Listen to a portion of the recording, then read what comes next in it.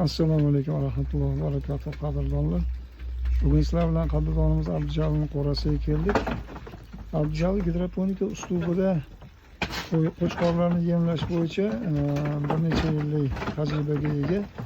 Mana Qirg'izistondan olib kelgan qo'ylarimizdan olgan ba'zi namunalarni hozir sizlarga ko'rsatamiz. O'rtacha vazni o'sha paytda 48-52 kilogramm bo'lgan qo'ylar mana hozirgi kunda qanaqa holatga kelganini ko'rishinglar mumkin. Mana bu ikkisi mana. Egzemplar. Mana bu ikkinchisi. Bu kichikroq, mana bunisi kattaroq. Bularni olgan vaqtingiz qanchadan bo'lgan vazni? Bular 47-46 kilodan. 47-46 kilo. Hozir qancha vazni? Hozir ham kattasi 83, narigisi 78. Mana.